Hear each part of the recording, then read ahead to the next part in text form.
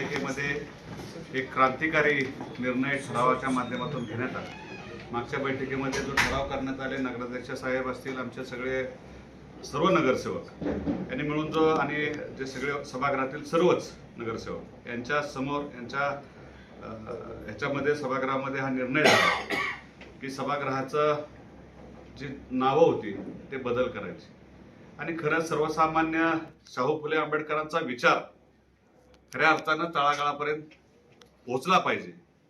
त्यांच्या नावांची आठवण आपल्याला सदैव आपल्या स्मरणात राहिली पाहिजे। याकरता मी नगराध्यक्ष साहेबांचं पहिल्यांदा अभिनंदन करतो की त्यांनी जे पूर्वी श्रीमंत रामराजे नाईक निंबाळकर सभागृह होतं हे बदलून क्रांतीसूर्य महात्मा ज्योतिराव फुले हे नाव देण्यात आलं। दुसऱ्या ठिकाणी श्रीमंत संजीवराजे नाईक निंबाळकर सभागृह होतं हे बदलून भारतरत्न डॉक्टर बाबासाहेब आंबेडकर सभागृह असं नाव देण्यात आलं। त्यानंतर नगर परिषद पूर्ण इमारतीला म्हणजे नगरपालिकेच्या जो पूर्ण इमारतीला छत्रपती शिवाजी महाराज भवन हे नाव देण्यात आलं। नगर परिषद जुन्या इमारतीतील जी जुनी इमारत आहे त्यांना महाराणी सईबाई महाराज भवन असं नाव देण्यात आलं। त्याचबरोबर जे शॉपिंग सेंटर होतं घडसोली मैदानाच्या समोरचं तिथे रामराजे शॉपिंग सेंटर असं नाव होतं, हे नाव बदलून पुण्यश्लोक अहिल्यादेवी होळकर हे नाव देण्यात आलं। आणि हा खरंच क्रांतिकारी निर्णय आहे। ह्या महापुरुषाची नावं ह्या नगरपालिकेत तुम्ही आणली दादा, मी परत एकदा पुन्हा एकदा आपलं मनापासून या फलटण तालुक्याचा प्रतिनिधी म्हणून आपलं मनापासून अभिनंदन करतो। त्याचबरोबर आपण प्रत्येक शहरातल्या प्रत्येक चौकामध्ये रस्ते रोडची तर कामं आपली चांगल्या पद्धतीने चालू आहेत, कॉन्क्रीटचे रस्ते आपण करतोय आणि जे जुने महापुरुषांचे पुतळे आहेत तिथं आपण सुशोभीकरण पण घेतोय। प्रत्येक चौकामध्ये 50 लाख रुपयापेक्षा जास्त निधी आपण टाकून चांगल्या पद्धतीचं सुशोभीकरण आपण फलटण शहरामध्ये करतो।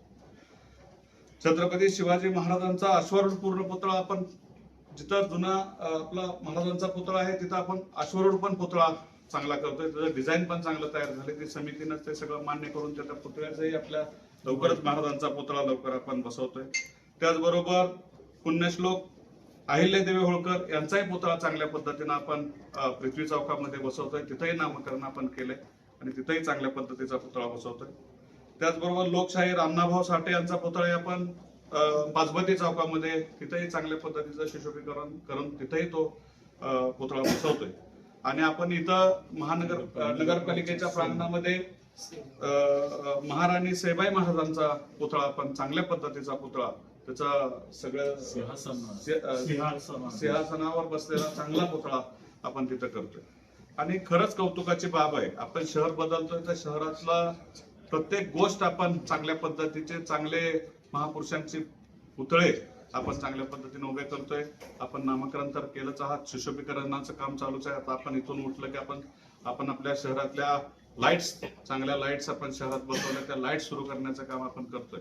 हे शहर पूर्णपण बदलतंय, शहर जुनी कात टाकून नवीन कात आता परिधान करतंय। शहर सुशोभीकरणाच्या दिशेने चाललंय, आरोग्याच्या दृष्टीने पुढे चाललंय, बाकीच्या शैक्षणिक दृष्ट्या शहर आपण पुढे नेतोय आणि चांगले जिथं ओपन स्पेस आहेत ते ओपन स्पेस सुद्धा चांगल्या पद्धतीने डेव्हलप करतोय, चांगले गार्डन्स तयार करतोय।